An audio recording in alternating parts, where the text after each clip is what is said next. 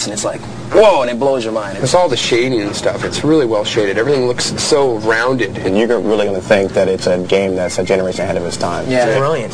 Last second timing stuff in there where you have to jump real quick. I think a lot of people are going to be surprised at the kind of game that Donkey Kong Country is.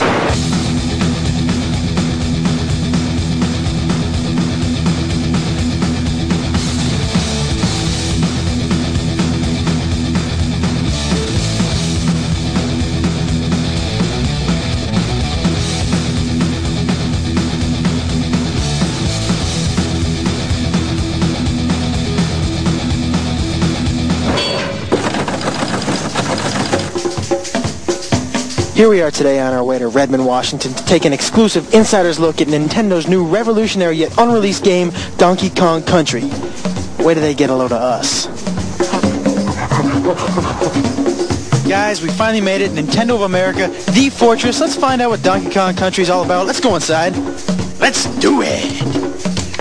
Hey, it's Ken Lobb, development manager. Hey man, how's it going? Donkey Kong Country, how you doing? Ken, what is the deal with this here? Yeah, we get a lot of letters and they like to put pretty pictures on the front of the envelope, so we'll stick it on the wall, you know? So, Ken... You want a banana? No thanks. Ken, I want in on this Donkey Kong Country thing. I want on the inside.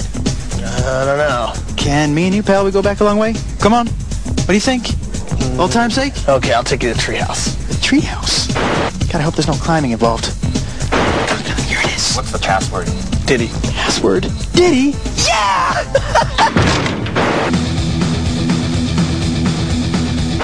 You know, after about 1,000 Diddies, we finally get into the treehouse. We're gonna say hello to Tony Harmon. He is the product development manager here at Nintendo. Tony, how you doing? Pretty good. Welcome to the treehouse. Thank you very much. And I want to know the story behind the game. I'm here to talk about the story. I'm the wrong guy. We need to get Dan here. This is Dan Oster. Oh, Dan! What's up? How are you?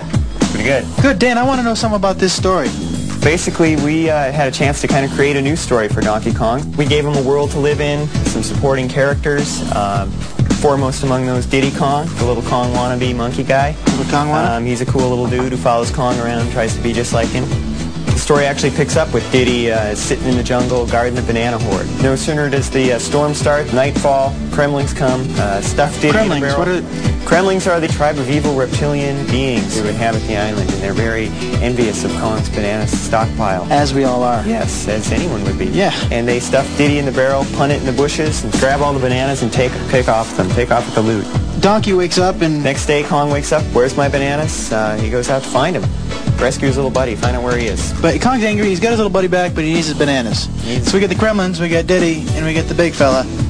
Tony, did you have a favorite character? Are there more characters in this? There's a lot of characters. I like the whole Kong family. We got Cranky. Cranky's the star of the original Donkey Kong game. Still alive, is he? Dad or grandfather played that game. Oh, wow. Then we also have Funky Kong. Funky's kind of the California circuit kind of. Funky Kong. Yeah, he runs nice. Funky Flights, and the Funky Flights allow you to fly around to different parts of the game. We also got Candy Kong. Candy Kong is Donkey Kong's love interest. Okay, good. I was wondering, maybe I could take a look at the game? Yeah, sure. Right over here. These guys are so easy.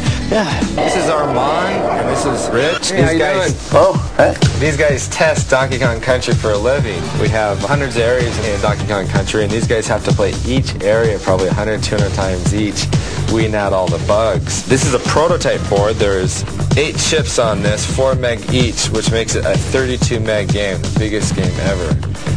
This 32 megs allows us to do a variety of action and a variety of backgrounds. We have snow levels, jungle levels, The pyramid type levels. pyramid levels, The cave scaffolding levels, level. The forest levels. The industrial level. And underground, factories, all kinds of bizarre places that you wouldn't expect to find on an island. Yeah, it does. We've got a bunch of guys that call it goodies. These guys help you out. We got Ramby, who's a rhinoceros who bashes through some walls, helps you find some hidden areas. We got Winky the frog. He's bad. He can jump on top of Can't like forget Espresso either. Yeah, we got Espresso. That's an ostrich, a flying ostrich with these little bitty wings and goes flapping along the top of the screen. We have a lot of other special effects we do as well. On the snow level, we have 12 different layers of snow going back and forth. We have forest levels with parallax scrolls for dimension in the game. Well, how did this project get started? Visited my friends at Rare. Rare's been working with Nintendo for a number of years, and Tim Stamper, the head creative person there, was telling me about an idea he had to make a game out of fully rendered characters. Tim, I was just curious as to how you made them look so real. Because we're based in Twycross, we have a zoo about 2 miles away. Ah, you went to the zoo. The zoo, yeah, and had a good look at the gorillas and the monkeys, and with video cameras, it was pretty funny. Hey, big fella. Hey, there's Diddy. Diddy and Donkey. Oh, get out of the way, Diddy. How's it feel to be a prototype, fellas? Using advanced computers to produce a 3-dimensional model that we can display on a computer screen. So, what do we got to eat here? Well, today we got the cream of banana soup, the banana and peanut butter sandwich. Hey, your name is George, George Zachary from Silicon Graphics. I was wondering if you could help me out a little bit in explaining the game. Sure, it's a really cool game. It was created on this thing called the Challenge, which is this really advanced supercomputer.